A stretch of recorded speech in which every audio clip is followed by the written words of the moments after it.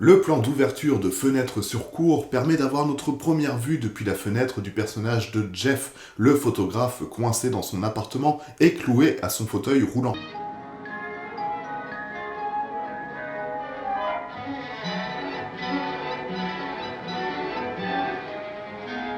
Ce premier plan nous permet de montrer la distance qui sépare l'appartement de Jeff de ceux qui l'entourent. Il s'agit d'une vision que l'on pourrait qualifier de naturelle, c'est-à-dire qu'elle est plus ou moins similaire à celle d'un œil humain. Ce qui est intéressant, c'est que ce point de vue se modifie peu de temps après lorsque le photographe est en conversation téléphonique avec son rédacteur en chef. C'est jeudi prochain que j'émergerai. Maudit cocon. Ah, c'est ennuyeux, Jeff. Tant pis, on ne peut pas être peinard tous les jours. Oubliez ce que je viens de vous dire. Mais je vous comprends, Gunnison. Ce doit être affreux pour vous de me savoir encore dans le plâtre pendant toute une semaine. Les raccords entre les plans sont ici ce que l'on appelle des raccords regard, c'est-à-dire que l'on suit le regard du personnage et qu'on nous donne l'impression de voir à travers ses yeux. Ici, il contemple sa voisine qui danse en tenue légère tout en effectuant ses tâches ménagères. Ce qu'il faut noter, c'est que l'échelle du plan n'est plus la même que le plan que je vous ai montré précédemment. On est beaucoup plus proche. Cela traduit une curiosité, voire même un désir du personnage. La vision de Jeff n'est alors plus naturelle. On a l'impression qu'il concentre son regard, ce qui lui permet en quelque sorte de zoomer sur ce qui se passe chez la voisine. Les contre-champs où l'on voit Jeff au téléphone sont aussi intéressants. On constate qu'il y a un resserrement du cadre, ce qui donne ici l'impression que Jeff est de plus en plus absorbé par le spectacle prodigué par sa voisine. Lubrique. L-U-B-R-I-Q-U-E.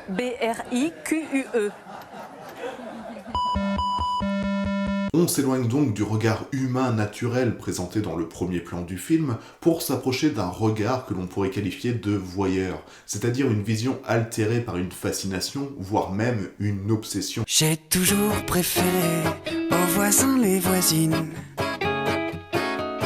Oui, Ronan, on a bien compris que toi aussi tu avais une obsession vis-à-vis de tes voisines. Ce qui est intéressant, c'est que la manière de filmer employée par Hitchcock tout le long du film fait que l'on va totalement épouser le regard du personnage, et par là même ressentir ses émotions, que ce soit de la fascination, de l'excitation ou sa frustration. C'est un geste provocateur de la part du réalisateur qui, en nous mettant à la place du voyeur, fait de nous, par procuration, un voyeur également.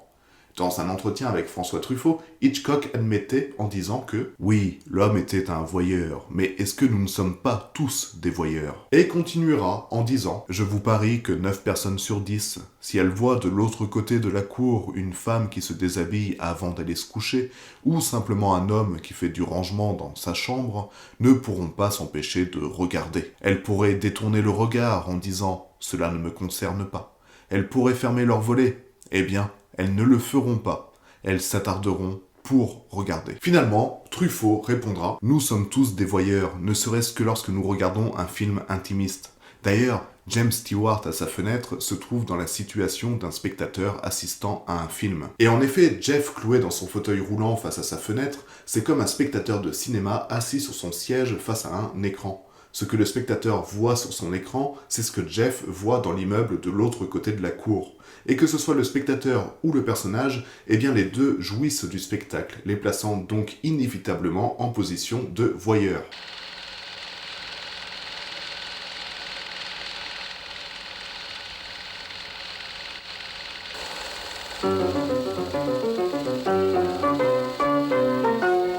Il est intéressant de noter aussi que la nouvelle de William Irish, dont le scénario est tiré, ne contient ni ces histoires de couple à espionner, ni l'histoire d'amour entre Jeff et Lisa.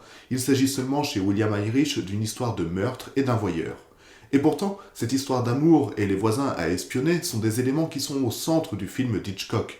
Car même si le moteur de l'histoire de Fenêtre sur cour est l'immobilisation forcée de Jeff et la résolution du mystère entourant un potentiel meurtre, eh bien la relation entre Jeff et Lisa est aussi un fil conducteur du film. Jeff, en effet, refuse de se marier avec Lisa. Elle voudrait que je me marie avec elle. C'est normal. Je ne veux pas. C'est anormal. Je ne me sens pas fait pour le mariage. On se rend compte qu'il y a un gouffre qui sépare les deux personnages. Jeff est un photographe-reporter, en bref, c'est un aventurier, un baroudeur qui n'a pas peur de tacher ses vêtements de boue et qui voyage de pays en pays sans vraiment se poser. De l'autre côté, Lisa est mannequin. Elle est l'image même de la fille de haute société, toujours habillée dans des vêtements de grand couturier. Il suffit pour être convaincu de l'appartenance de Lisa à un mode de vie luxueux de voir comment Hitchcock filme son actrice comme si elle était elle-même une photo de mode. C'est vraiment très beau. Comme je voudrais être une créatrice. Le problème de Jeff, c'est qu'il n'a pas envie d'épouser Lisa. Et dans l'immeuble d'en face, tout ce qu'il voit derrière les fenêtres des appartements illustre de nombreuses figures de couple et de non-couple. On a ainsi le musicien célibataire d'âge moyen qui est tourmenté et trouve refuge dans l'alcool.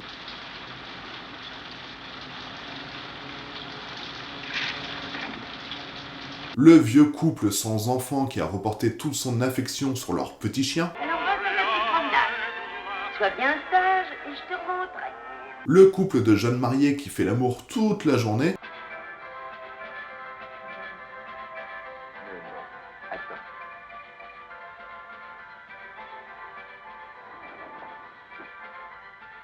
Mademoiselle Cœur solitaire, tragique quarantenaire qui rêve d'aventure.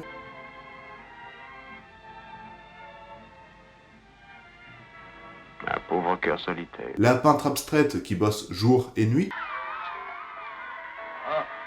Ça veut bien représenter. La danseuse en bikini qui danse chez elle le jour et invite des hommes de tout âge le soir. La ballerine. Elle a l'air de la reine des abeilles, choisissant ses bourdons. Et finalement, le couple qui ne cesse de se disputer et dont la femme est alitée et le mari grincheux. Jeff, aujourd'hui, les femmes ne criaillent plus. Elles discutent. Ah, vous croyez hein? Peut-être que dans les quartiers chics, elles discutent, mais je vous jure que dans mon quartier, elles criaillent encore. Derrière chaque fenêtre, une scène décline une figure de la relation homme-femme. Et cela est loin de convaincre Jeff de s'engager avec Lisa. Il faudra même qu'un meurtre soit commis pour que leur relation change enfin. En effet, à cause des soupçons de Jeff et à la recherche de preuves, Lisa va visiter l'appartement du meurtrier en son absence.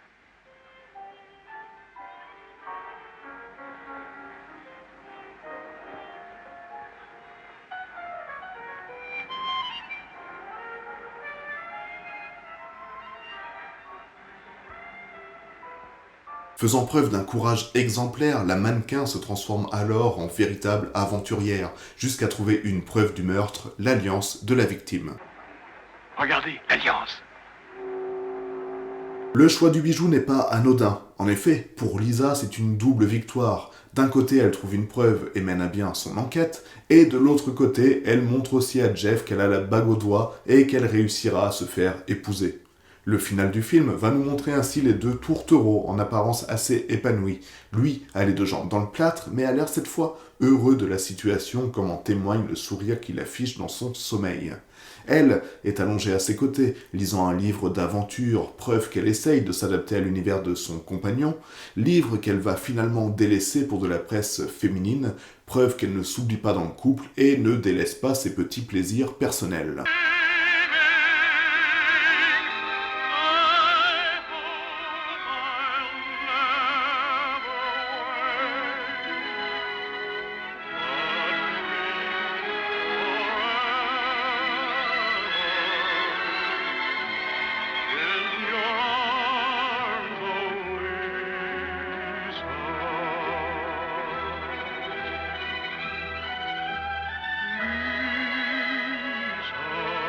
Après s'être ainsi intéressé au film en analysant son côté voyeur et sa relation au couple, il serait intéressant de replacer le film dans son contexte. Fenêtre sur cour a en effet été réalisé en 1953, en pleine guerre froide, où l'on aperçoit les premiers signes du dégel après la fin de la guerre de Corée et la mort de Staline. Celui qu'un peuple de 200 millions d'habitants acclamait tous les ans sur la place rouge, Joseph Staline, est mort.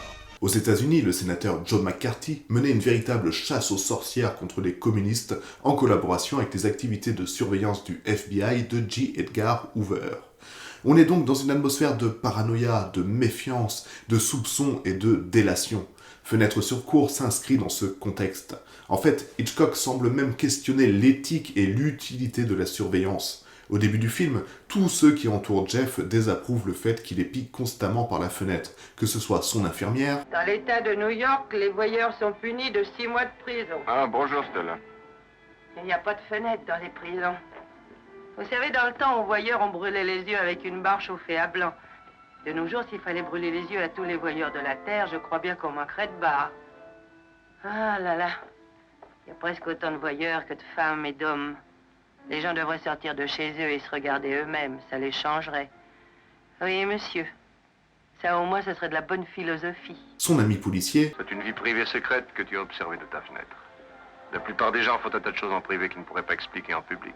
Et même Lisa. Regarder par la fenêtre pour tuer le temps est distrayant, mais le faire comme vous le faites avec des jumelles et vous forger des idées malsaines à propos de tout ce que vous voyez est insensé. Même Jeff lui-même va finir par douter de la moralité de son activité. Il se peut qu'il ait raison quand il prétend que la vie privée a ses secrets.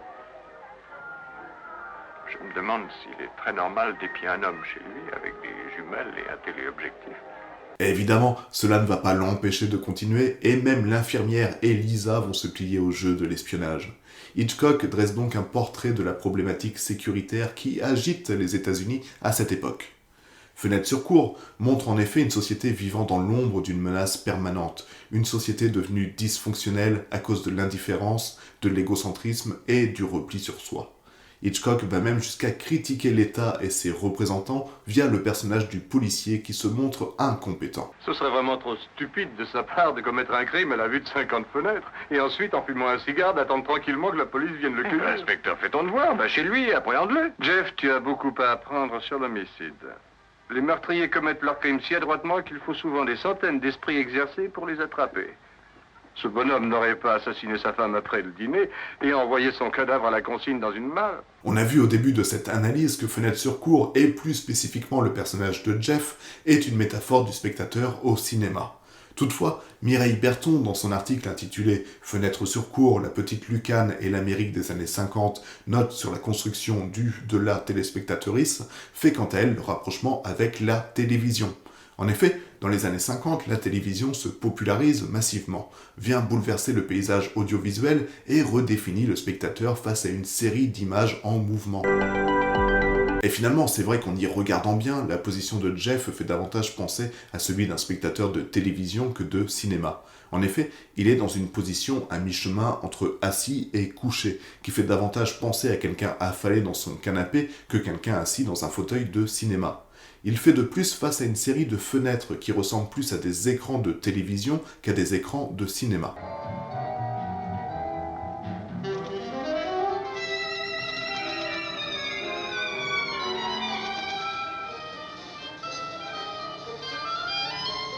Jeff trompe son ennui en regardant les péripéties de la vie d'autrui devant lesquelles il lui arrive parfois de manger ou de dormir comme un téléspectateur devant sa télévision.